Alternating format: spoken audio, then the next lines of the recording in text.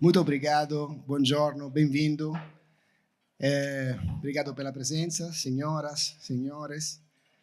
O que é Eurocâmaras? Eurocâmaras é um chapéu que agrega todas as câmaras europeias aqui no Brasil, então são 5.000 empresas, mas basicamente são as câmaras europeias que são o motor das Eurocâmaras. Então, principalmente, agradeço a Karen Virella, presidente da Câmara Portuguesa, o Sérgio Quiroga, presidente da Câmara Sueca, a Barbara Conner, VP Executive, vice-presidente da Câmara Alemã, e inclusive já ela foi diretora-geral da Eurocâmaras na Argentina, onde fez um excelente trabalho. Fábio Caldas, da Câmara Britânica, passou mal, acabou de mandar um torpedinho para mim, eu vi agora, mas tem a Ana Paula Vitelli, que já foi presidente da Câmara Britânica na gestão anterior. E temos, quem manda nos abraços é o Pedro, da Câmara Francesa, que está em Paris, e a Câmara Espanhola também, que está em Madrid. Provavelmente estão morando lá, estão gostando mais do que o Brasil, não sei, mas é isso. Bom, muito obrigado pela presença. O evento de hoje tem uma direção bem simples. Aqui são todos CEOs e decision makers. Então, a ideia é aproveitar dessa urina para poder extrair algo de interessante para nós. Para extrair algo de interessante para nós, é claro que o momento de mercado, o momento político é crucial. Se os CEOs aqui estão em dificuldade em tomar decisão, tem um tema de previsibilidade, não temos previsibilidade nenhuma. A supply chain no mundo está sendo reorganizada com um critério meio estranho, porque não é mais por custo, mas é para acordos estratégicos. Então, justamente, que tem que tomar decisão, investir, capitalizar as próprias empresas, internacionalizar, está confuso. É por isso nós convidamos as melhores pessoas para poder nos iluminar e esclarecer esse contexto, diria, geopolítico e econômico, para poder tomar as decisões apropriadas. Como o Carlos falou, Marcos, talvez se eu tivesse que ler o currículo dele, a gente já tornaria os primeiros 5 minutos. Eu não vou fazer isso porque o tempo é precioso, então eu vou dizer só que as últimas, digamos, responsabilidades que ele tocou. Ele é um cientista político, ele é um diplomata, ele é um economista brilhante, e ele foi já presidente do Banco dos BRICS, ele já foi vice-ministro da Economia com Paulo Guedes, ele foi pesquisador e professor em universidades prestigiosas como Oxford, Columbia, INSEAD, enfim. Eu só dei uma pinceladinha porque realmente vou me poupar de ler 5 minutos de currículo, mas o Marco, ele tem uma habilidade, além da competência de conseguir expressar com uma propriedade, uma clareza enorme os conceitos, e essa é um pouco a ideia de hoje, compartilhar esse precioso know-how e a disponibilidade nele. Então, primeiramente, obrigado, Marcos, pela tua participação aqui. Obrigado, Graziano, é um prazer estar aqui. Bom dia a todos, bom giorno. Cumprimento a todo mundo, na figura da Bárbara, minha querida amiga, e do Marco Castro. Muito bem, então vamos começar já de forma bem pragmática. Vamos dividir em quatro blocos esse bate-papo. Depois a gente vai abrir as perguntas, então vocês vão ter a oportunidade de fazer as perguntas. Bom, Marcos, eu não sei se te perguntei nunca se você gosta de voar, mas o que eu gostaria de perguntar como primeira coisa é fazer um voo geopolítico pelo mundo. Os ciclos, depois que a queda do Muro de Berlim aconteceu, a gente viu a hegemonia dos Estados Unidos crescendo, a China subindo, a Europa quase caindo do cavalo com a guerra na Ucrânia. Se acordou a Europa e descobriu que ela é uma superpotência vegana, porque não tem defesa, depende dos Estados Unidos para se defender. Então, o mundo está muito complexo. Então, eu acho que se a gente começa dando um voo panorâmico, alta cota dessa geopolítica, já dá um belo contexto. A palavra é com você.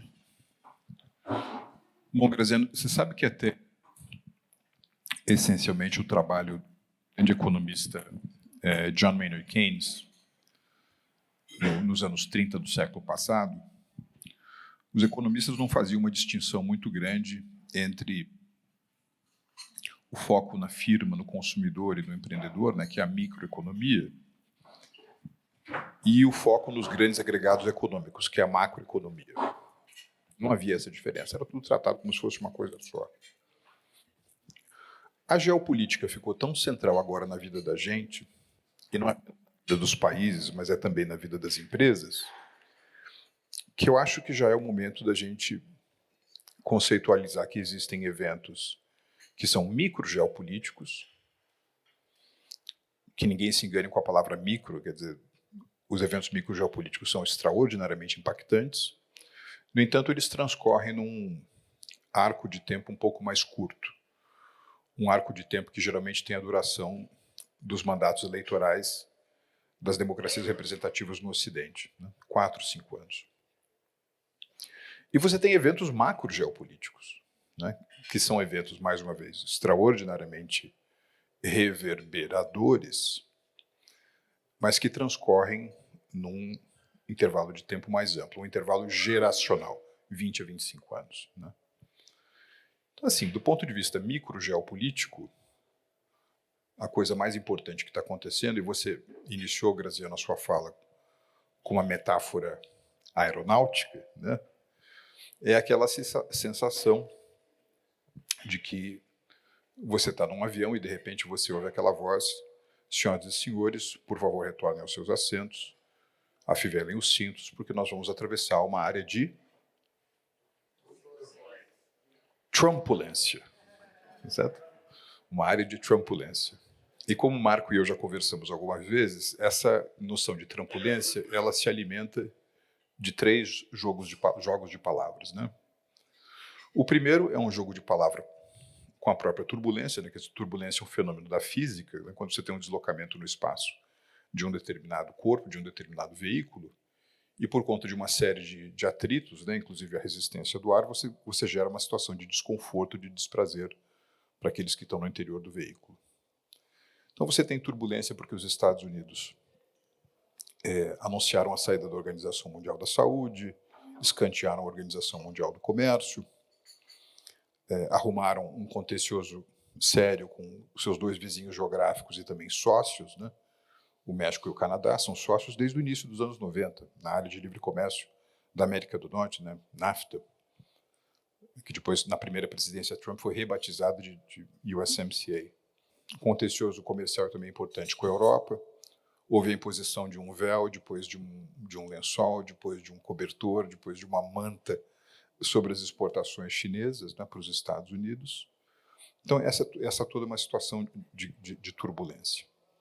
Agora, também a ideia de turbulência é um jogo de palavras com o conceito de opulência, né, porque uma parte importante da trajetória do atual presidente em campanha se baseou no fato de que os Estados Unidos são um país em declínio. Né? Só que quando você olha para os números, isso parece um pouco diferente. Os Estados Unidos terminou a presidência Biden com um PIB de 30 trilhões de dólares. Se você pegar o desempenho do PIB chinês ao longo do século XXI e o desempenho do PIB americano, a impressão que você tinha é que em algum momento, né, em 2027, 2028, os chineses ultrapassariam os americanos do ponto de vista do PIB nominal. Do ponto de vista do PIB medido pela paridade do poder de compra, a China já é a maior economia do mundo. Agora, do PIB nominal, nós seríamos testemunhas oculares de um eclipse que aconteceria daqui mais ou menos 2 ou 3 anos, e aparentemente, pela performance recente, essa boca de jacaré, a distância entre a economia americana e a economia da China, voltou a crescer, né? Se você olhar pela ótica do market cap das empresas, esses números também são muito impressionantes, né? Por exemplo, está fazendo 20 anos que o Thomas Friedman publicou aquele O Mundo é Plano, né? Quando em 2005 ele publica aquele livro que virou um paradigma para todo mundo, das 10 maiores empresas do mundo, 4 são europeias, 4 são americanas e 2 são japonesas. Hoje, das 10 maiores empresas do mundo em termos de market cap, 9 são americanas. E apenas uma não é dos Estados Unidos. Aliás, que empresa que é? É a Saudi Aramco, a estatal de petróleo saudita. Se você faz uma outra comparação com a Europa, né, e eu não estou aqui para ficar mostrando dados para humilhar os europeus, depois eu vou fazer uma comparação com o Brasil também, que é muito ruim. Veja, quando você tem o derretimento do Lehman em 2008, o início daquilo que os economistas chamaram de grande recessão, a comparação entre o PIB per capita nos Estados Unidos e o PIB per capita na zona do euro mostrava que o PIB per capita nos Estados Unidos era 10, 15% maior do que a zona do euro. Hoje, o PIB per capita nos Estados Unidos é o dobro do PIB per capita na zona do euro. O 50º estado menos rico dos Estados Unidos, que é o Mississippi, hoje tem uma renda per capita maior que a da Itália, maior que a da França, maior que a do Reino Unido e maior que a do Japão. O Japão não era o bicho-papão dos anos 80, hoje o Mississippi tem uma renda per capita maior que a do Japão. Aliás, mais uma vez, não é só em relação à Europa, ao Brasil também, por exemplo. Quando terminou o segundo mandato do presidente Lula, 2010, 2011, pelo PIB nominal, a economia dos Estados Unidos era 6 vezes maior do que a economia do Brasil. Hoje, a economia dos Estados Unidos é 12 vezes maior do que a economia do Brasil. Então, eles realmente se tornaram outliers em anos recentes. Então, tem essa coisa da opulência, que obviamente, há uma série de descontentamentos, ninguém esconde isso, mas o fato é que os americanos, do ponto de vista da produtividade e inovação, continuaram muito exuberantes. E você tem o terceiro jogo de palavras, Graziano, com essa história da trumpulência, que Marco, o termo incongruência ou incoerência. Porque, por um lado, você tem uma dinâmica, que é uma dinâmica que fascinou, por exemplo, o Bernard Arnault. Eu não sei se vocês receberam nas redes sociais ou no WhatsApp um discurso que o Bernard Arnault fez uns 10, 12 dias depois de ter participado da posse do Trump em Washington. E ele faz esse discurso quando ele volta para Paris e participa de uma conferência do Nouvel Observateur. E ele diz para a plateia, olha, eu cheguei agora há pouco dos Estados Unidos e eu estou chocado com o entusiasmo nos Estados Unidos, a pujança do mercado, como todo mundo quer fazer negócios, essa nova administração muito orientada a desregulamentar, desburocratizar, cortar impostos, vão trabalhar duro para baixar a taxa de impostos sobre as corporações dos atuais 21% para 15% ao longo dos 3 anos e meio, e nós aqui na França, vendo o legislativo brigar com o judiciário brigar com o executivo, mais camisas de força sobre o empreendedor, mais carga tributária como fatia do PIB, na França. E esse é o Bernard Arnault falando. Então, você tem esse drive, essa dinâmica, só que desde 2 de abril, quando se anunciou o conjunto de medidas que recebem o nome de comércio justo e recíproco, eu acho, como Deus é brasileiro, e ele atendeu às nossas preces, uma parte importante desse entusiasmo em relação aos Estados Unidos arrefeceu. Arrefeceu. É uma incoerência grande. É como se, por exemplo, você olhasse para uma catedral, e do ponto de vista externo, a catedral é o Gaudí. Quando você entra na catedral, a decoração interna da igreja é o Oscar Niemeyer. É uma incoerência grande, é como se o santo padroeiro das reformas internas dos Estados Unidos fosse o Milton Friedman, o grande economista da Universidade de Chicago, e do ponto de vista de comércio, o santo padroeiro fosse o Aldo Ferrer, que era um economista argentino que dizia que a Argentina tinha que ficar isolada do mundo.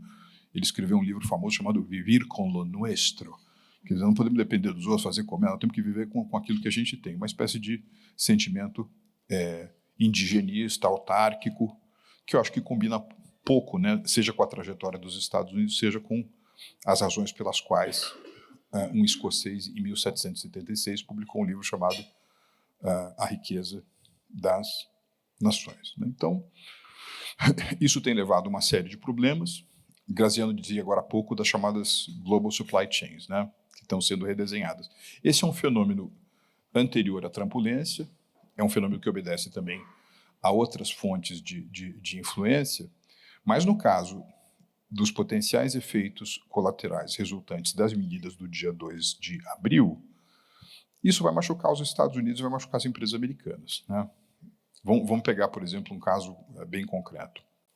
Se você olhar a trajetória do setor manufatureiro na China, né, algo que compreende aquilo que o Anthony Scaramucci, você conhece esse sujeito? Que é um sujeito que ele foi um assessor muito próximo do Trump na primeira presidência, agora virou um grande desafeto. Aliás, o Trump hoje tem dois grandes desafetos muito vocais na opinião pública dos Estados Unidos. Um é esse Anthony Scaramucci. Aliás, tem aquele filme Austin Powers, né, do comediante canadense, como é que é o nome dele? Mike Myers, não é isso? E tinha o Dr. Evil e tinha o Mini-Me, não tinha o Mini-Me? O apelido do Anthony Scaramucci era Mini-Trump. E o outro é o John Bolton, né, que foi conselheiro nacional de segurança e agora também, enfim, se tornou um desafeto muito vocal, né, do presidente Trump. O Anthony Scaramucci estava chamando a China de a Arábia Saudita da manufatura. Quer dizer, se o Brasil é a Arábia Saudita dos alimentos, a China é a Arábia Saudita da indústria. Agora tem um fenômeno muito curioso também acontecendo na China, que é o seguinte: a China também está se desindustrializando. Se você pegar a trajetória, por exemplo, né, da fatia que manufaturas ocupam na composição orgânica do PIB chinês, está caindo. Olha o que eu vou te dizer agora, Marco. Hoje, olha só, hoje, o Estado brasileiro de Santa Catarina tem uma presença da indústria na composição do PIB do Estado maior do que a da China. A China está mais ou menos 23%, o que é apenas um quarto, né, do PIB chinês, um pouco menos do que um quarto. Santa Catarina está lá com 29%. E é natural que isso aconteça, né? Nos Estados Unidos, por exemplo, tem um livro recente de um professor de Harvard, não sei se o Graziano foi aluno dele, o Robert Lawrence, né, em que ele mostra que hoje, nos Estados Unidos, 8% do PIB é indústria. Indústria, vocês sabem que num reino longínquo, num tempo distante, uma bruxa má jogou um feitiço na cabeça de um economista e ele passou então a dividir a economia entre setor primário, setor secundário e setor terciário. Quando na realidade a única coisa que interessa é a agregação de valor e o quanto de produtividade você gera e choques produtivos que vão se espalhar para a economia como um todo. Mas por conta dessa maldição, nós economistas continuamos separando o setor primário, secundário e terciário. O setor secundário nos Estados Unidos hoje, de acordo com o livro do Robert Lawrence, é só 8%, por exemplo, da força de trabalho. No entanto, se você faz uma análise um pouco mais granular de quem trabalha nesses 8%, você vai ver que 4% é production work, ou seja, metade, e os outros 4% é executive assistants, marketing personnel, gente do jurídico, que estão, por acaso, vinculados a uma atividade que está na manufatura, mas podia ser qualquer outra atividade. Então, veja, se você está querendo reindustrializar os Estados Unidos e, de repente, você é o responsável por exemplo, decidir onde é que você vai colocar os hubs produtivos, né, os parques fabris da tua empresa pelo mundo, o que você viu recentemente? Você tinha uma grande concentração da sua atividade na China. Pensem na Nike, por exemplo, né, originalmente do estado do Oregon. Fez um investimento brutal na China no período da metade dos anos 80 até o início dos anos, enfim, da década passada, dos 2010. Entre 1978 e a chegada do Xi Jinping ao poder em 2013, o PIB na China cresceu muito mais do que a parcela dos salários como fatia do PIB na China, uma das razões pelas quais os chineses conseguiram poupar e investir tanto. Agora, nos últimos 12 anos, os salários crescem mais na China do que a economia chinesa, que é também uma parte de uma estratégia de você reconverter as forças de crescimento da economia chinesa, que estavam muito baseadas, né, no modelo asiático de growth via export, para um crescimento mais voltado para o mercado interno. Então, se você tem setores da economia que ainda são muito dependentes de quanto você remunera a força de trabalho para determinar o seu custo final, o setor de brinquedos, por exemplo, derivados de plástico, muito disso já foi para outros países, têxteis, né? Quando eu era criança, Graziano, meu pai me dava um brinquedo, estava escrito assim, Made in Japan. Depois os brinquedos ficaram Made in Hong Kong. Depois os brinquedos ficaram Made in Korea. Mais recentemente, os brinquedos ficaram Made in China. Outro dia eu estava falando com o Anil Kishore, que foi meu vice-presidente de estratégia lá no banco, e ele estava me contando que no segundo semestre de 2024 a Índia se tornou o maior produtor mundial de brinquedos. Tá certo? Ou seja, uma dispersão dessas vocações. A China, que era um ator zero, né, no campo das tecnologias verdes, hoje tem uma matéria gigantesca no Financial Times lá mostrando que em 56% de todas as tecnologias que em alguma medida são green-related, são dominadas pela China. Né? Agora, muito bem, Nike fez um investimento gigantesco na China, começou a ficar muito caro para produzir na China, então em 2017 e 2018, ela trouxe uma parte da produção dela para a Tailândia ou para a Índia, montou um centro de distribuição no Marrocos, montou uma planta de acabamento no norte do México. O que ela faz agora? Porque se ela optar por reverticalizar a produção dela nos Estados Unidos, ela vai ter que lançar nos livros não apenas uma depreciação artificialmente acelerada do capex que ela fez recentemente, como também ela vai ter que fazer um novo esforço de caixa que vai machucar lucratividade, vai machucar dividendos a pagar e vai machucar, portanto, o desempenho nas bolsas de valores. É essencialmente isso que nós temos visto nas últimas 3 semanas. Então, assim, geopoliticamente, eu acho que você utilizou uma palavra, Graziano, muito assim, pertinente, que a palavra não é nem incerteza, é imprevisibilidade. Né? E o problema da imprevisibilidade não é o seu desgosto com uma determinada política, é que você não sabe qual a política é. E quando você se vê numa situação como essa, a sua tendência é deixar o carro no ponto morto, né? Não andar muito. Eu acho que é isso que a gente está agora. Aí tem várias outras reverberações, mas assim, acho que a coisa mais importante, né, o mais impactante que está acontecendo no mundo são os efeitos da trampulência. Muito obrigado, Marcos. Acho que esse sobrevoar em cima do mundo e entender que acontece nas cadeias produtivas e nos países, deu para entender como as coisas mudaram nesses ciclos sempre mais breves. Agora, voltando nessa questão, dessa metáfora da Trumpulence, né? Bom, acho que nós falamos frequentemente no telefone, mas a última vez que a gente se viu foi bem em Boston. E naquele momento, lembra, ainda o Trump não estava falando, não estava colocando tarefas, né? E esse ponto que você tocou, que a gente não estudou, eu fiz economia, não estudei no livro da escola, um país que basicamente internamente quer ser liberal, né? Total. Aí bota essas tarefas e se fecha no lado de fora. Essa é a minha pergunta. Eu fico confuso, como todo mundo, no sentido, isso aqui é uma nova doutrina econômica que a gente ainda não sabe como funciona, é uma ação do Trump para defender a própria hegemonia que ele está perdendo, então é uma ação de defesa, então não é uma doutrina política, porque os empresários aqui têm que decidir o que fazer. Claro, tem algum visionário, assim, o Máximo, por exemplo, é um dele. Previsibilidade, ele preveu a eleição do Trump, sabia que ia botar tarefa e já montou fábrica nos Estados Unidos já um tempinho atrás, comprou lenta, resolveu o problema, mas é Máximo é um. Aí os outros fazem o quê? Vão investir nos Estados Unidos, o Trump vai terminar o mandato antes depois. Mas o investimento, o CAPEX, é uma coisa que de longo prazo. O que a gente faz nesse momento com essa nova approach, né, que o Trump quer um pouco obrigar o mundo a seguir? Bom, um dos efeitos, né,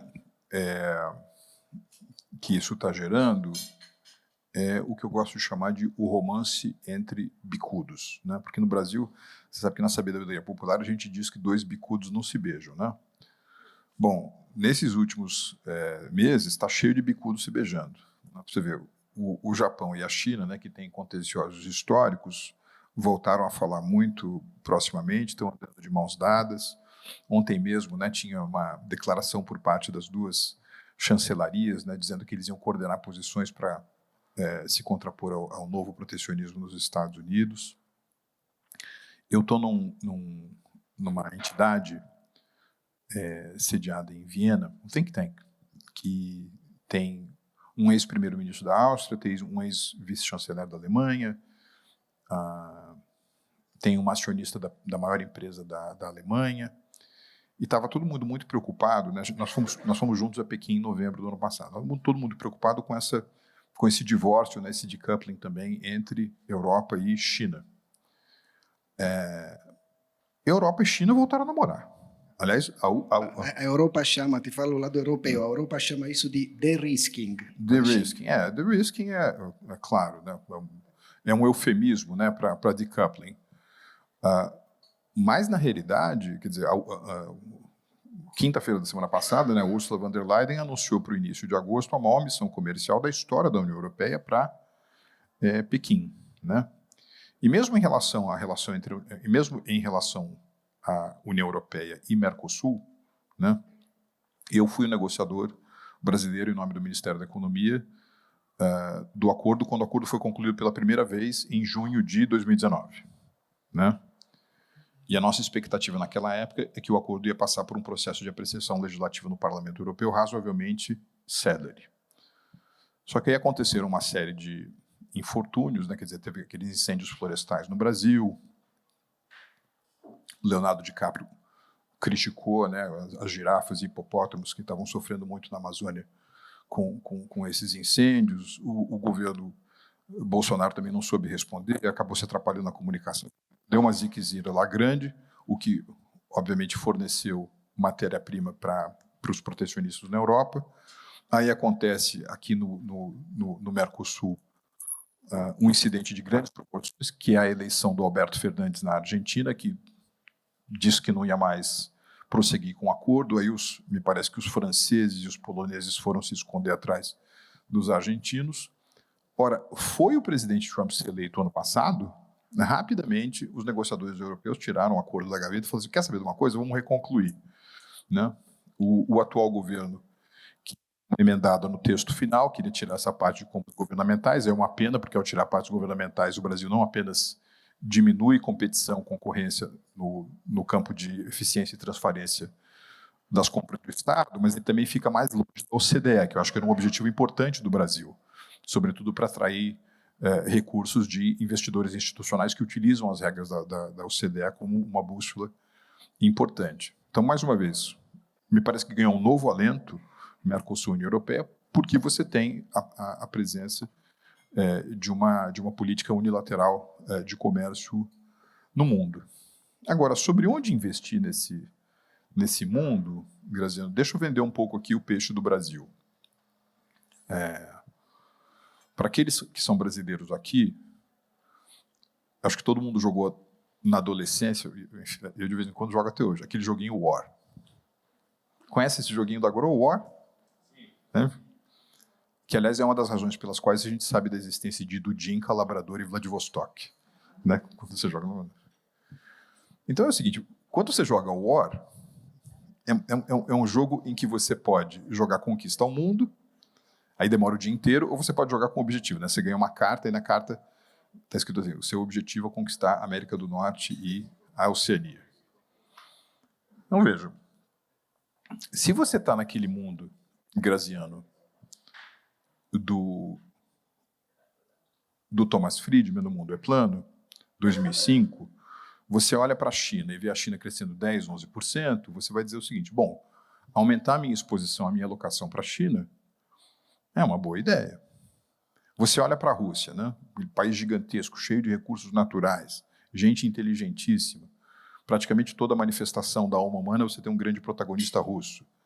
Vou aumentar minha exposição à Rússia e, eventualmente, até ao ex-espaço soviético. Você olha para a União Europeia no início dos anos 2000, a União Europeia, que naquele momento, no seu conjunto, era uma economia maior que a dos Estados Unidos ou que da China. Você vai aumentar minha exposição também à União Europeia.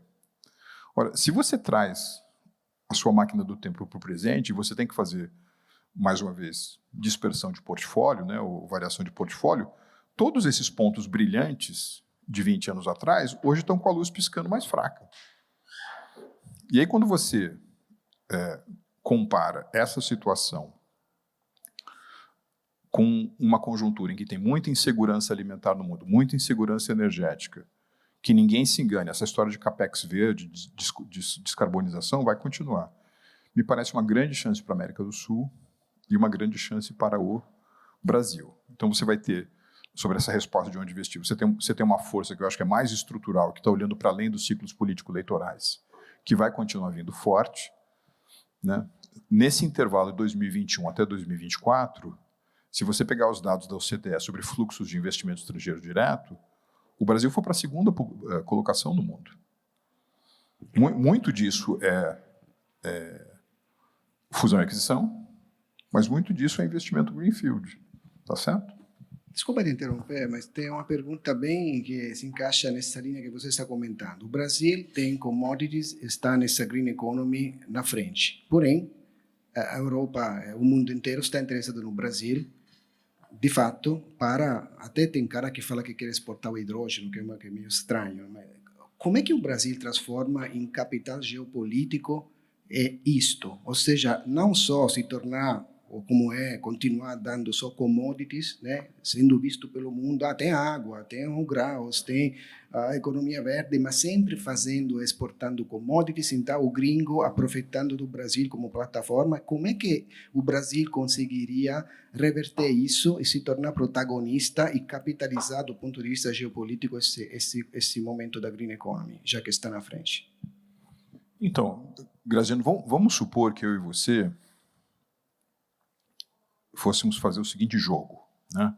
Você tem que escrever no papel 3 países que você acha que, com toda essa trampulência, com toda essa Guerra Fria 2.0 entre os Estados Unidos e a China, entre o Ocidente e a China, com todas as diatribes, né, entre Bruxelas e Washington, vamos supor que você tivesse que escrever três países no papel que estão saindo ganhando com esse estado de coisas, né?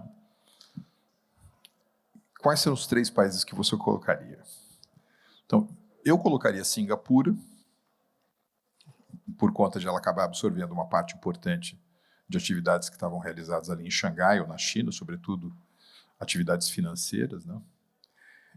Eu colocaria a Arábia Saudita, vou deixar o terceiro país para daqui a pouco, mas eu colocaria a Arábia Saudita. Você vê que até as negociações, né, se é que isso vai para algum lugar, entre Rússia, Ucrânia e Estados Unidos, estão acontecendo em território saudita. Aliás, eu diria que a Arábia Saudita é um dos países que está mais na moda hoje no mundo, né? O príncipe Mohammed bin Salman organiza cada outubro o FII, né, Future Investment Initiative. Todo mundo vai para lá. O Larry Fink vai para lá, o Bill Gates vai o Ray Dalio, todos esses caras vão lá para participar desse evento. E por que a Arábia Saudita está tão na moda? Porque se você olhar na composição orgânica do PIB saudita, ele ainda está muito relacionado com a velha economia do petróleo, que por acaso é uma commodity. Mas o que está chamando a atenção de todo mundo é o que a Arábia Saudita está fazendo com os excedentes dessa indústria tradicional para criar um cenário multivocacional, multidisciplinar, multissetorial, intensivo em tecnologia. Dito isso, eu acho que não tem nenhuma incompatibilidade entre o Brasil ser um gigante da produção de alimentos ou de diversidade energética e construir também um futuro intensivo em tecnologia. Aliás, com todas as suas dificuldades, vocês sabem qual país hoje é o maior produtor mundial de commodities?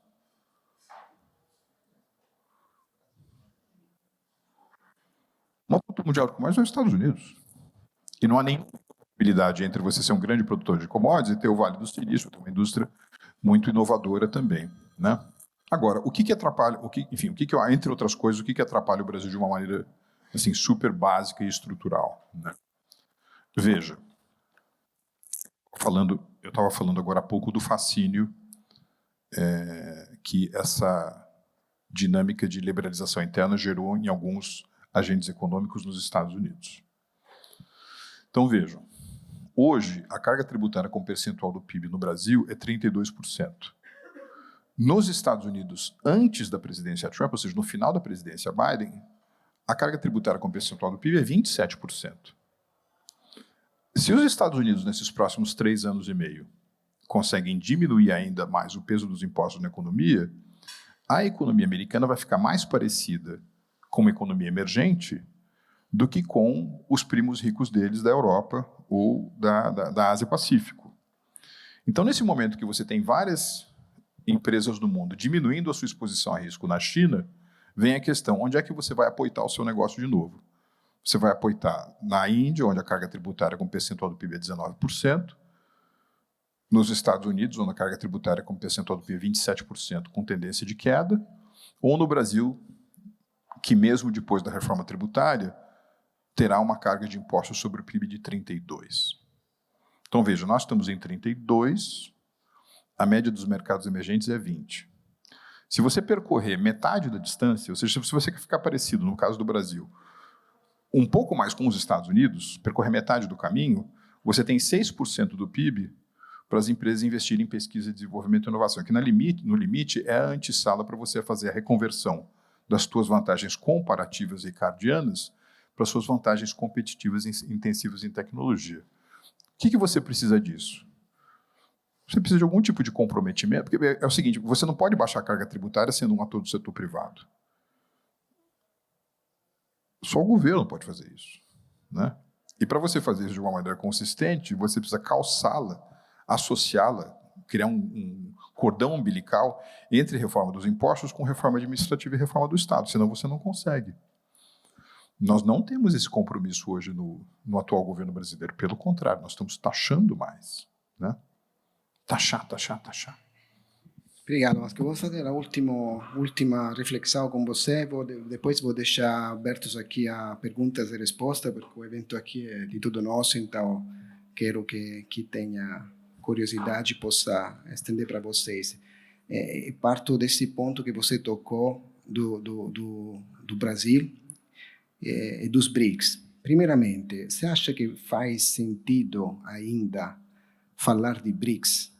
Ou seja, existe esse bloco, de um lado ocidental, digamos, Estados Unidos, Europa, com conceitos ocidental, e do outro lado, a China, eventualmente apoiada, às vezes, pela Rússia ou não, e toda essa parte de Eurásia, digamos, BRICS.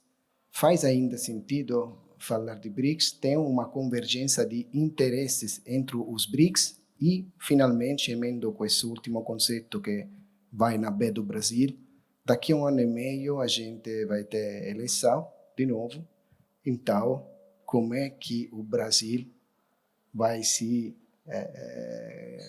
vamos dizer, a aposta aí é alta de que vai acontecer com o Brasil. O que me diz?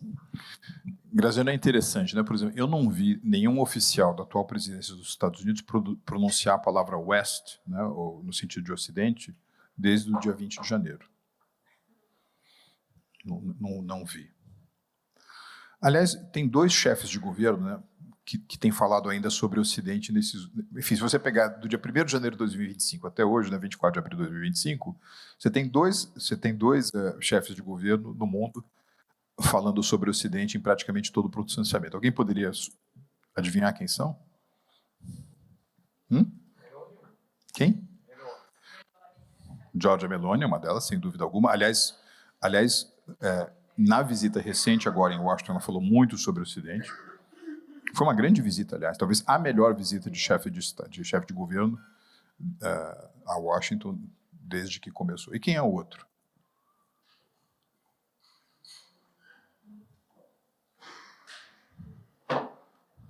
É o Milei. O Ocidente, né? Quem suporia, né, que 2 dos mais vocais líderes, né, em relação, mais vocais chefes de governo, né, pronunciando a palavra Ocidente, a importância do Ocidente, foi a primeira-ministra da Itália e o presidente da República Argentina, né? Agora, dito isso, o que é o Ocidente, né, Graziano? Não é mais um critério apenas geográfico, né? É um conceito normativo, né? Então, o Ocidente é uma fórmula matemática segundo a qual democracia representativa, sistema multipartidário, separação dos poderes e economia de mercado são as principais bússolas de uma determinada ordem político-social. Então, por exemplo, a Austrália, que não fica no Ocidente, é ocidental. O Japão e a Coreia do Sul, que não ficam no Ocidente, estão mais próximos desses pontos cardeais. Agora, se você fizer a mesma radiografia nos BRICS, veja, a Índia, nominalmente, é a maior democracia do mundo. Do ponto de vista de sufrágio, né, gente que vai votar quando você tem eleição, a Índia é a maior democracia do mundo. Ela, enfim, tem um pouco de common law, é um sistema multipartidário, e eu acho que desde que o primeiro-ministro viu, ela está ficando mais parecida com uma economia de mercado, né? Por outro lado, seria muito difícil, e fica faltando a primeira equação, porque a Índia não é necessariamente ocidental, né? Agora, por exemplo, o Brasil é ocidental, né? Por exemplo, eu gosto de pensar que sim, né? O Alain Rouquier, um diplomata francês que foi embaixador no Brasil, ele chamava o Brasil de o extremo ocidente. Não é isso? Da mesma maneira que você tem o extremo oriente, você tem o extremo ocidente. L'extrême occident. Agora, eu fico torcendo para que esses BRICS não se tornem uma aliança anti essas coisas, né? Anti-ocidental. E acho que no limite não vai se tornar, porque as agendas são muito diferentes, né? Por exemplo, tem gente que tem temor de que a preponderância do dólar seja ameaçada pela emergência de uma moeda dos BRICS. É muito difícil que isso venha a acontecer, porque eu não sei se vocês têm ido recentemente aos Estados Unidos, existe um sentimento anti-China muito forte. O sentimento anti-China nos Estados Unidos é brincadeira de criança perto do sentimento anti-China na Índia. Né? Na época que eu fui presidente do banco, por exemplo, teve incidente de fronteiras com morte de lado a lado, as tropas se mataram com pedra e pau. Comandantes de ambos os lados falaram assim, por favor, don't fire a shot, para você não ter para não escalar. Mas como o sujeito tem a missão juramentada de defender a integridade territorial, se defenderam a pau e pedra. Então, imaginar, por exemplo, que o Banco Central indiano vai ceder parte da sua governabilidade de autoridade monetária à construção de uma outra moeda, cujo peso relativo da economia chinesa. A economia chinesa hoje é o que? 4 vezes maior, 4 vezes e meia maior que a economia da Índia.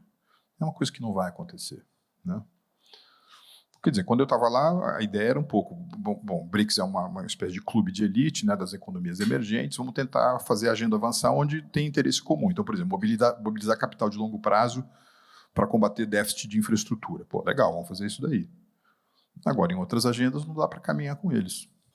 Obrigado, foi bem clara a resposta tua. Na verdade, quando você era presidente do banco, a gente via o banco atuar com uma coerência, captando e investindo em objetivos comuns. Agora, justamente há um tempinho que você saiu e basicamente eu não estou vendo nada que o banco está fazendo. Por isso a pergunta de dizer, faz ainda sentido falar de BRICS ou não? Bom, obrigado. Eu acredito que esse conteúdo que nós acabamos de ouvir é muito rico, mas com certeza cada um de vocês atuam em indústria diferentes, dos ativos mais líquidos aos ilíquidos, na finança, na indústria, etc. Então, eu gostaria de deixar aqui uns 15 minutos de perguntas para aproveitar desse final de evento e estreando aqui a primeira, talvez, ladies first. Karen, por favor. Karen é a presidente da Câmara Portuguesa de Comércio aqui. Bom dia, Karen. Muito obrigada, Marcos. Eu sou super fã do Marcos e sempre aprendo muito com ele. Queria ouvir sua visão, eu sei que é um assunto meio polêmico e talvez meio distante para a gente saber o que vai acontecer, mas sobre o acordo Mercosul e União Europeia. Qual que é a tua visão? Você acha que isso pode andar com Trump dentro da equação? O que isso pode mudar também? Não, eu acho que as chances aumentaram, cara. Obrigado pelas palavras carinhosas, porque a Mercosul e União Europeia depende mais dos europeus agora do que do Brasil, né? Porque todos os governos do Mercosul são favoráveis ao acordo. E no caso da Europa, né, muita gente às vezes identifica a França como um ponto de resistência. Mas eu aprendi também que a França ela é o resultado de uma fórmula matemática, né? Então, França é igual a grandes conglomerados industriais franceses, mais grandes bancos franceses, mais grandes varejistas franceses, mais as empresas de consultoria francesa, mais as empresas de energia francesa. Menos agricultores franceses, menos ecologistas de shopping center, menos uma parte da inteligência e da opinião pública, não da opinião pública, da opinião publicada. Então você vai ter conjunturas na França em que os segundos elementos da fórmula estão mais vibrantes e influentes do que os primeiros, né? Há uma outra circunstância em que os primeiros estão mais fortes que os segundos. Por exemplo, na época que a gente estava negociando em 2019, os primeiros estavam mais fortes que os segundos. A agenda avançou, né? E, além disso, eu acho que, por iniciativa de países como a Alemanha, eu acho que a Espanha também está jogando pesado, eu espero que a Itália também desempenhe esse papel, eu acho que hoje a chance maior é para acontecer, o que vai ser é bom para todo mundo. É ótimo para o Mercosul, é ótimo para a Europa, né? O que a experiência concreta mostra é que, quando um acordo como esse é aprovado, o primeiro grande choque não é no comércio, o primeiro grande choque é no investimento transfronteiriço. Então, por exemplo, você e eu, nós adoramos vinhos, né? Eu, de vez em quando, falo com os produtores lá do Rio Grande do Sul, de Santa Catarina, nós vamos ser invadidos pelos vinhos europeus. Hoje, Graziano, de cada 10 taças de vinho consumidas no Brasil, 7 vêm de um único país. Que país é esse? Qual é o país, Karen? Brasil. De cada 10 taças de vinho tomadas no Brasil, 7 são do Brasil. Tá certo? Aí depois vem Chile, Portugal e Argentina, né? Acho que a Argentina... Portugal 15. Exatamente. Então, o que vai acontecer é que... E tem outra. O teto hoje do consumo de vinho per capita no Brasil é baixo, comparado com qualquer outro lugar, né, minimamente comparável. Então, você vai ter um aumento do consumo de vinho, aumento do consumo de garrafa, aumento do consumo de rótulo, aumento do consumo de rolha, aumento do consumo de sommelier. Tudo é ótimo, né? Muitas dessas vinícolas que estão descapitalizadas vão encontrar uma oportunidade para fazer um aumento de equity, encontrar um parceiro que vai trazer capital, vai trazer também know-how. Excelente, né? Outra coisa bacana, ele não é, Graziano, um acordo de livre comércio. Ele é um acordo de associação. Mercosul European Union Association Agreement. E ele tem até cláusula democrática, o que é faz do acordo um instrumento de quarta geração. Então, eu acho que está mais perto agora. Muito obrigado. Vou ter um primeiro agradecimento ao Trump, se deixar esse acordo acelerar, ótimo. Mais perguntas? Tem 2 aí, 3. Vou tentar distribuir o microfone lá nessa mesa, depois vai para o lado direito, tá? Oi, Marcos. Bom dia. Obrigado pelos seus conhecimentos aqui, foram muito ricos. Apresentar. O Wilson, ele é CEO da Azimut Wealth Management, é Private Banking e gestão de ativos financeiros. Somos colegas no conselho do WTC, inclusive. Sempre um prazer estar contigo. Marcos, você falou sobre a questão da dolarização da moeda americana, né, do dólar, da influência do dólar no mundo, e que todo mundo quer ter um pouco desse poder americano. Recentemente, a gente ouviu notícias sobre a China estar lançando o Digital Yuan, ou seja, para tentar romper com essa parte física, que não é física, né, obviamente, transacional, mas da moeda. Qual o risco que você enxerga nisso? E quais são as grandes dificuldades que os americanos vão enfrentar em manter o poder da moeda dela como central? E, por fim, o que isso impacta nos emergentes? Obrigado, Wilson. Então, eu acho difícil em economia você substituir algo por nada, né? E com todas as dificuldades do dólar, né, do dólar como moeda de reserva, meio de pagamento, críticas ao que alguns países, inclusive a China, entendem ser a weaponização, né, weaponization of the dollar. Eu acho que o dólar tem ainda um futuro muito longo como principal referência monetária. Porque o que os chineses anunciaram há alguns dias, ele é mais parecido com alguma coisa que vai funcionar dentro do universo chinês do que algo que venha, por exemplo, a revolucionar comércio bilateral com a China, ou mesmo a tendência de bancos centrais do mundo inteiro de utilizarem a moeda chinesa como reserva de valor. Mas, enfim, esses dias estive conversando com o Roberto Campos, né? O renminbi é o quê? 2%, 2,5% de todas as carteiras dos bancos centrais do mundo. É residual. Né? Outra coisa, a moeda chinesa, os chineses têm horror àquilo que eles não podem controlar. Né? Isso significa que você tem um menor espaço de manobra para a internacionalização da própria moeda deles e você tem um limite importante para a participação deles no universo das cripto. Né? Então, essa outra história, que você teria a emergência de uma digital currency ou de uma cryptocurrency que pudesse ser dominante, eu também acho que não vai acontecer. Os Estados Unidos têm superávit comercial nas suas trocas agrícolas com a China, tem superávit comercial no setor de serviços com a China, mas tem um maciço déficit comercial com os chineses em manufatura. Então, seria também, me parece, um pouco ingênuo imaginar que os chineses pensam em desdolarizar o mundo 24 horas por dia, porque eles próprios ainda têm uma fonte importante da sua poupança e investimentos denominada, contratual, também denominada em dólares norte-americanos. Agora, vários países estão com receio, não, estão com o pé atrás em relação a estacionar as suas poupanças em dívida americana. Seja porque a dívida americana hoje é 126% do PIB, olhei esse número hoje de manhã, do PIB dos Estados Unidos, né? Então você está falando o quê? 36,5 trilhões de dólares de PIB, de dívida.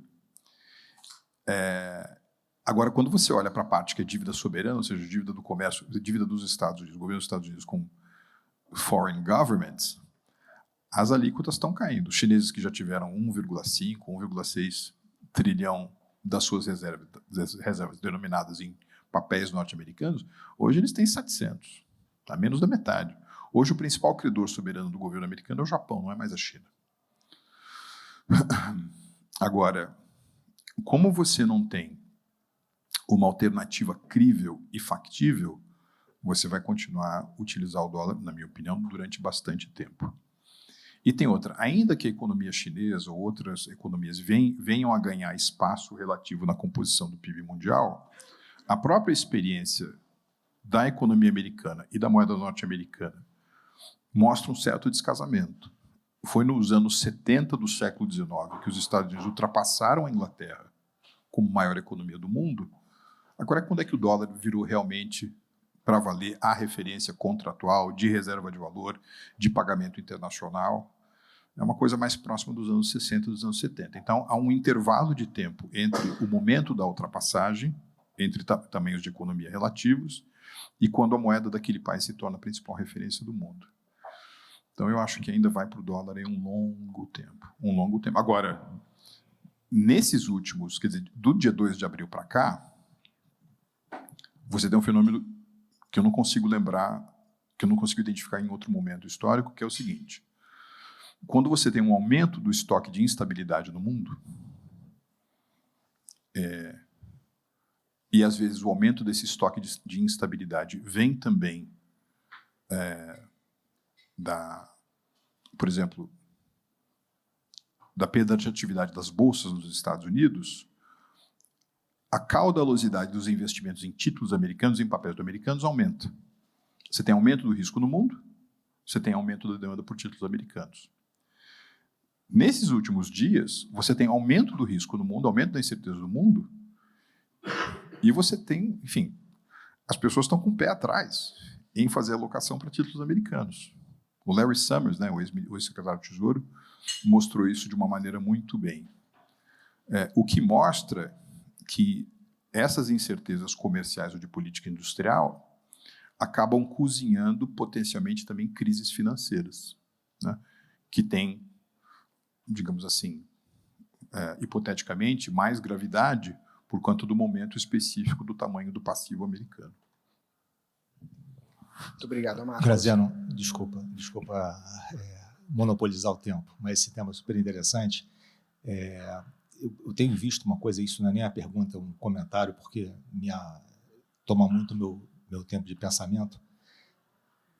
A gente vê a moeda americana também como poder de polícia que os Estados Unidos têm, e ele pode fazer tudo o que ele quer ali dentro, porque tudo é transacionado dentro dos Estados Unidos e isso permite a ele fazer o arresto de vários bens, aconteceu com a Rússia, etc. Eu tenho percebido também essa diminuição na reserva americana, diminuição da dependência de currency da China, por exemplo, que chegou a próximo de 1/3 do que era do high do passado. E vejo alguns outros países, como você bem citou, citando, dirigindo para esse mesmo tema. Então, aprofundando ainda mais o debate e trazendo mais uma dúvida, que daqui a 10 anos, talvez, assim como os países passados nos deem uma luz amarela, talvez enxerga um pouco no futuro, confiar na Rússia, talvez, confiar na China, talvez seja mais difícil confiar na própria Estados Unidos, mas essa questão da dolarização da moeda digital poderia ser uma opção de diversificação para países com relação comercial muito próximo com a China? Eu termino aqui. Desculpa, se você olhar o apetite das BlackRocks da vida, dos Goldmans da vida, Bridgewater da vida, todo mundo tem um pé importante no universo de digital currencies, né, o cryptocurrencies mais amplo. Agora, eu vejo isso se convertendo, né, no principal item de conversa, né, das reuniões de primavera do Fundo Monetário, naquele momento lá que os presidentes do Banco Central se reúnem. Eu acho que ainda vai um caminho longo, sabe? Acho que ainda vai um caminho longo. Ok, mudamos um pouco de setor sobre as perguntas. Quem queria falar? O Arthur? Ok. Aqui na frente.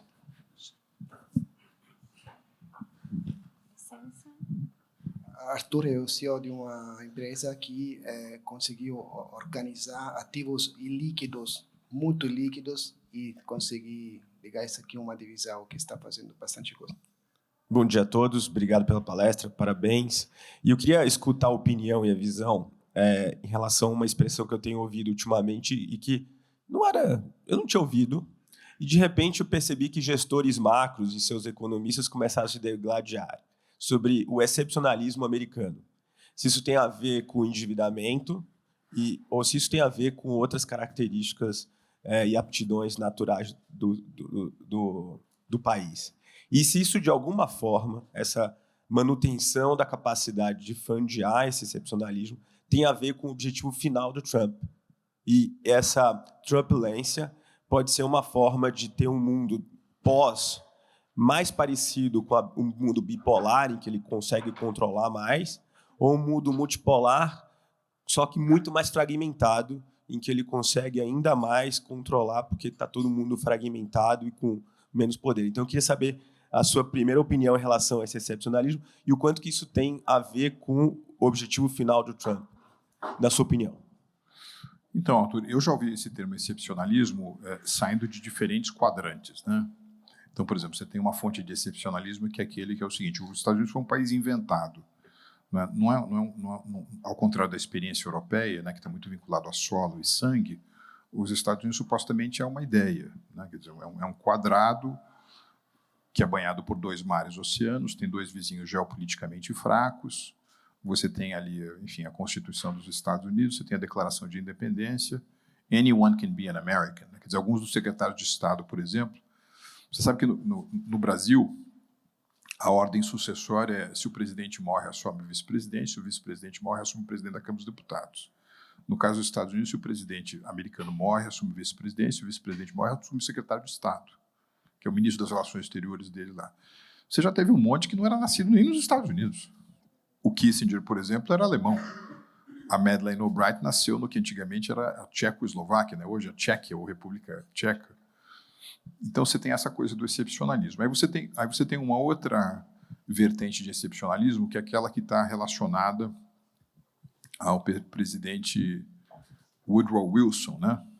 Porque, supostamente, a política dos países europeus era uma política de colonização, na África e na Ásia, mesmo nas Américas, no qual você tinha que respeitar a chamada balança de poder, né? Então, você tinha um espaço para a esfera britânica, um espaço para a esfera francesa. Tem muita gente, sobretudo historiadores marxistas, que entendem que a Segunda Guerra Mundial é uma guerra entre buscas de império, né? Porque a Alemanha encontrava espaços já ocupados pelos franceses e pelos ingleses, então ela precisava fazer espaço para ela própria, e que os Estados Unidos, portanto, deveriam deixar a Europa se estourar. A experiência americana na Primeira Guerra Mundial é ir lá, a Europa reestabelecer o equilíbrio e depois voltar para os Estados Unidos. Aí você tem uma terceira forma de nacionalismo, que é inventada por um cara cuja mãe era americana, mas ele era britânico, um sujeito chamado Winston Churchill, né? Que no final da Segunda Guerra Mundial é convidado para fazer uma palestra no Missouri, e ele diz o seguinte: olha, 39, que foi o ano que os alemães invadiram a Polônia, e esse pós-guerra, na realidade, são muito parecidos, né? Porque se em 39 a ameaça ao Ocidente era o nazifascismo, agora, no segundo pós-guerra, a ameaça é a União Soviética. Então, o único país que, por conta das suas excepcionalidades de poder, né, poder militar, poder econômico, pode fazer frente a isso, agora são vocês, americanos. Nós, britânicos, não vamos conseguir mais fazer isso.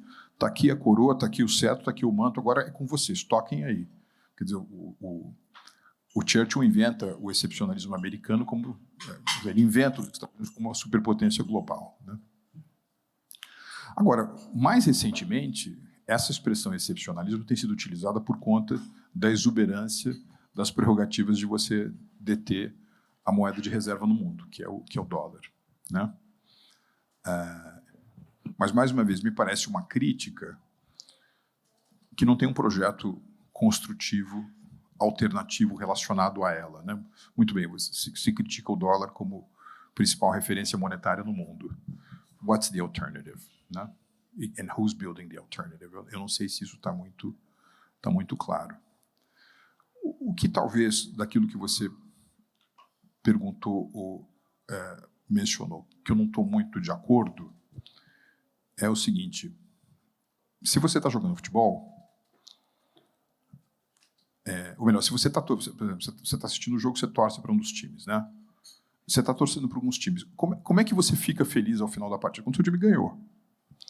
Então, para ganhar, a bola precisa ultrapassar a linha de fundo, né? E no final do jogo, você precisa olhar para o placar e o seu time precisa ter mais gols do que o outro.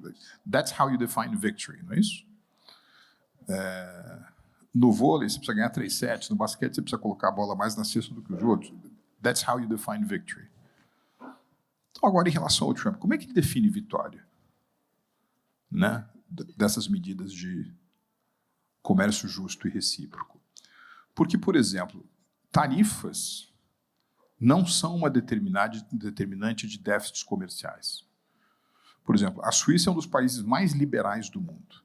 Tem baixíssimas alíquotas de importação e mantém um gigantesco superávit comercial com os Estados Unidos, né? O Brasil é um dos países mais protecionistas do mundo.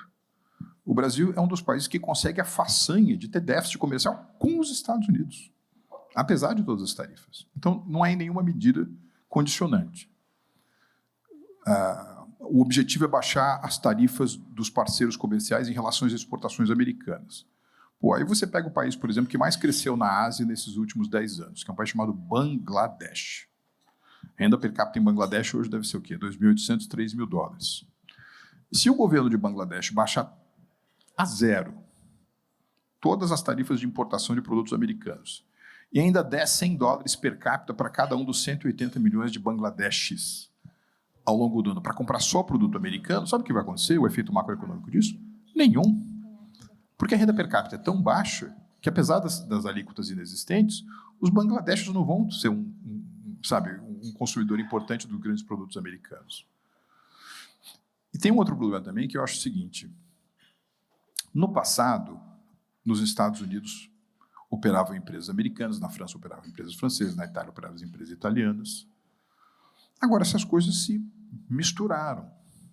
Por exemplo, qual foi o principal destino do investimento estrangeiro direto dos Estados Unidos de 1995 para cá, últimos 30 anos?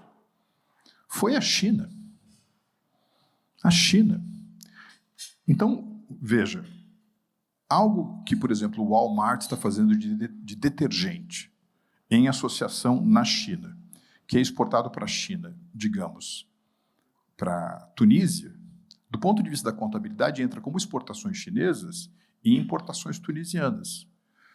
Mas se essa for uma atividade lucrativa, ela vai pagar dividendos para acionistas majoritariamente nos Estados Unidos. Então, eu acho muito difícil você poder cantar a vitória. Enfim, é muito difícil eu conseguir enxergar como é que ele vai definir o que é vitória nessas coisas como um todo, né? Obrigado, Marcos. Acho que tem uma pergunta aqui. Marco Castro é o CEO da PwC. Obrigado pelo convite aqui, Marcos. Mais uma vez, parabéns aí, obrigado pelas aulas aí.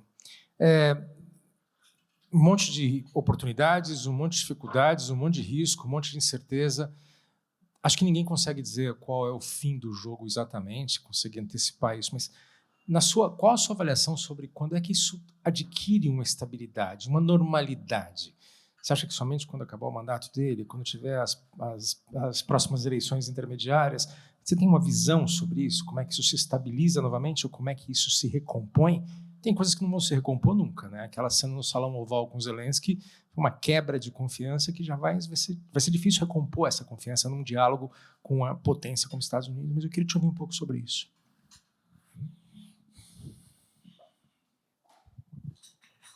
Está vendo, Marcos, que a metáfora do voo é subir e descer. Agora ele quer estabilizar o avião. Agora, com você, os equipamentos do avião estão funcionando para estabilizar? Querido Marco, tem gente que acha que não se estabiliza, né? Por exemplo, o Mohamed El-Arian, que foi economista-chefe do fundo, o Gordon Brown, que foi o primeiro-ministro britânico, e o Michael Spence, que é Nobel de Economia, eles publicaram recentemente um livro chamado Permacrise. Quer dizer, não apenas as crises são muito agudas, mas elas são muito extensas do ponto de vista cronológico, elas duram durante muito tempo. Veja,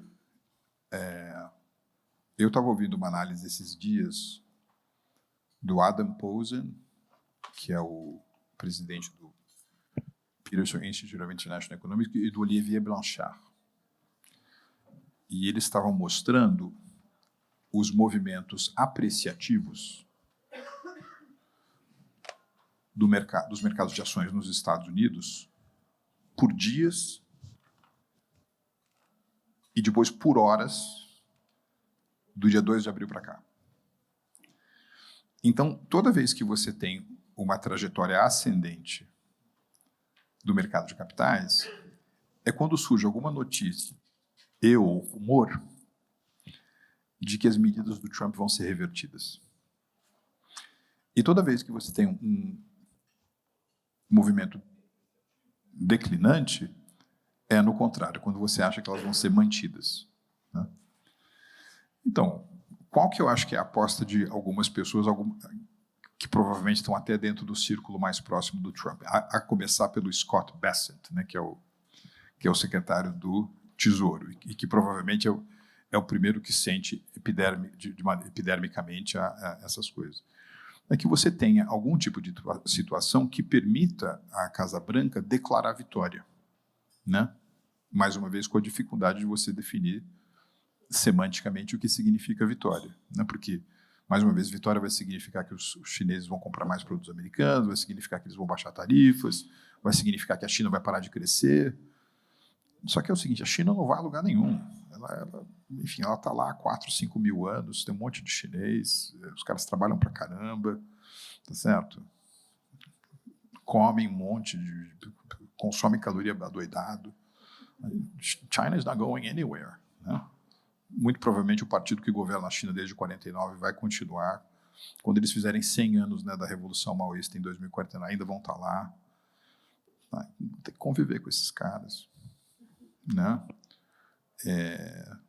Do ponto de vista brasileiro, a nossa preocupação primordial deveria ser em que medida isso é uma oportunidade para mim. Sabe? Agora, você disse uma coisa que é muito verdadeira, né? Confiança quebrada, né? É uma porcelana difícil de remendar, né? Difícil de remendar.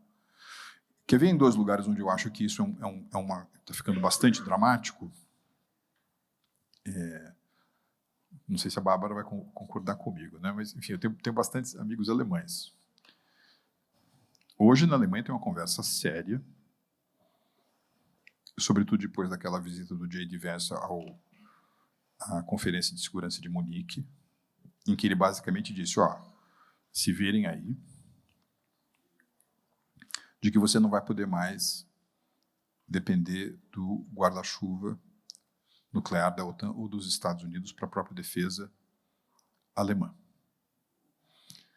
Então, se você está fazendo um jogo de cenários e você projeta uma expansão ocidental das ambições russas e você tem responsabilidades na Alemanha, o que você faz? Semana que vem você pega um avião, vai para Paris, fala com os europeus para fazer um acordo para utilizar parte da force de frappe francesa, do arsenal nuclear francês, numa conjuntura como essa? Ou você pega o avião e vai para Londres e tenta fazer um acordo do mesmo tipo com os britânicos? Ou, pelo contrário, você faz uma reversão da sua histórica, do seu histórico apego a orçamentos equilibrados, fomentando a indústria de defesa nacional e automaticamente começa a criar o seu próprio arsenal nuclear. Aliás, se você é o Japão, você provavelmente está pensando a mesma coisa. E aí, voltando para essa história de como é que você define vitória, será que interessa aos Estados Unidos e ao mundo uma Alemanha ou um Japão com forças armadas com capacidade nuclear?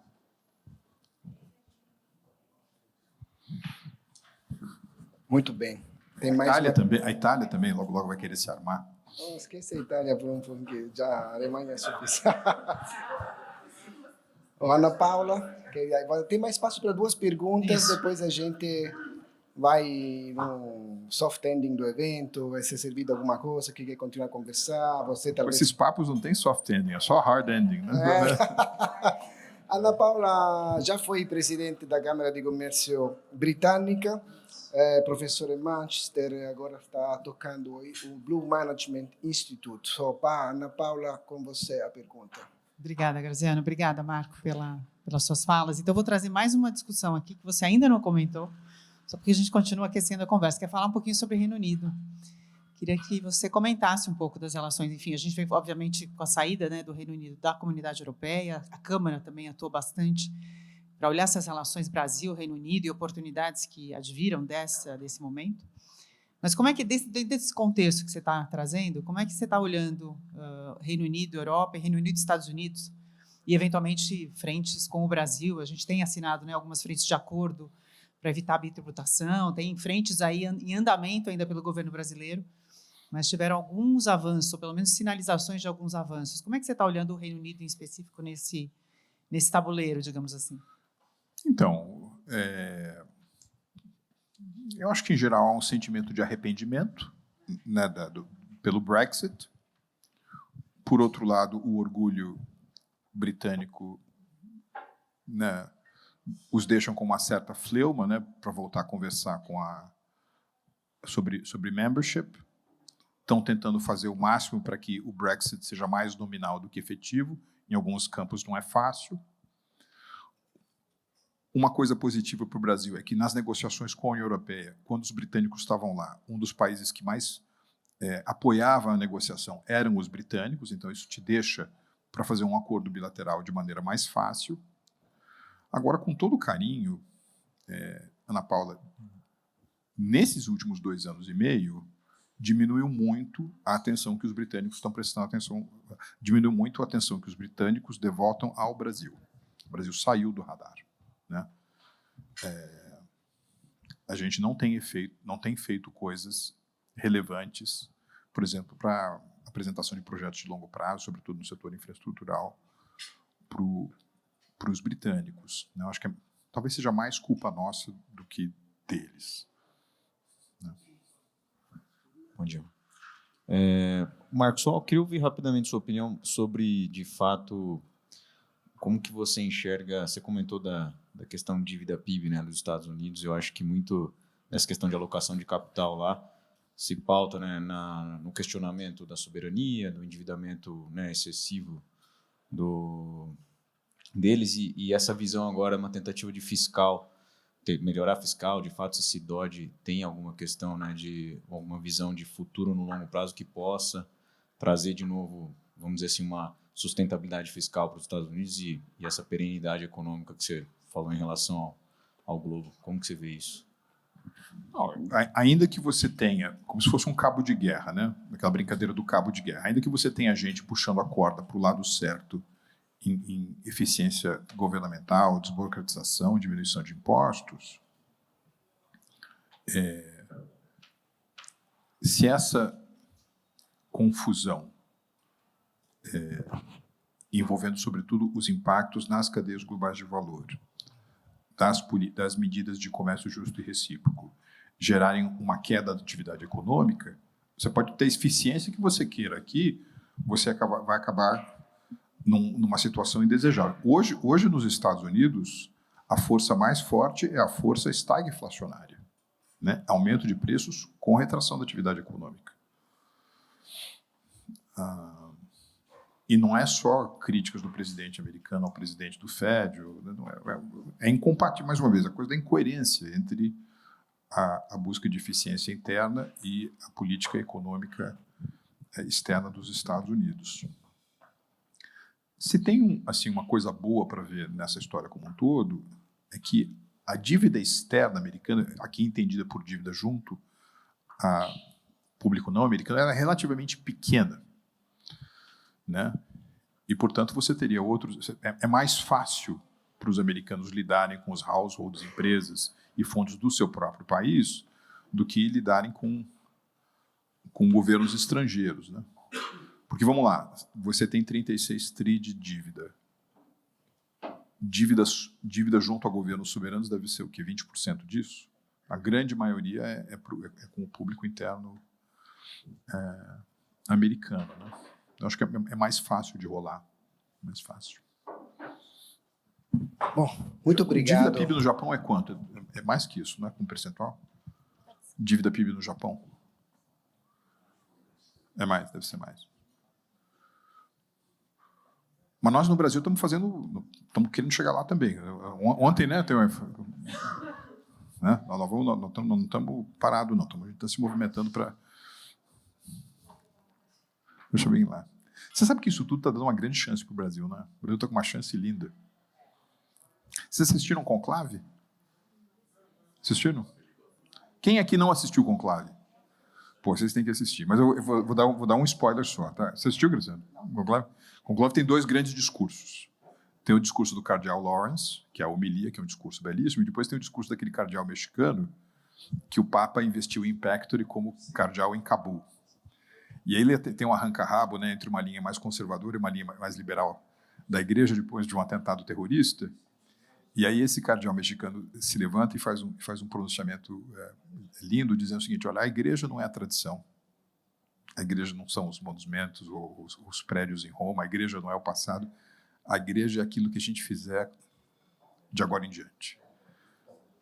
E essa confusão geopolítica, por exemplo, está dando ao Brasil uma chance para o Brasil ser aquilo que a gente fizer com o Brasil de agora em diante, sabia?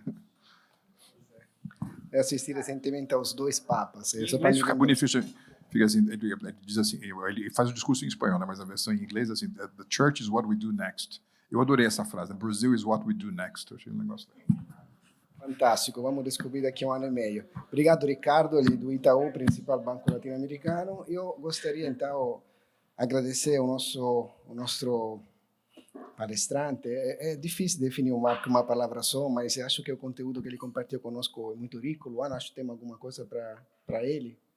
Podemos entregar, só para não deixar de mão vazia nosso palestrante. Eu vou tentar imaginar. Essa é uma gravata. Não é uma... dado antes, eu já colocava. Não, essa é uma gravata di Napoli, che il produttore fez a gravata do G7, che então não é qualquer gravata.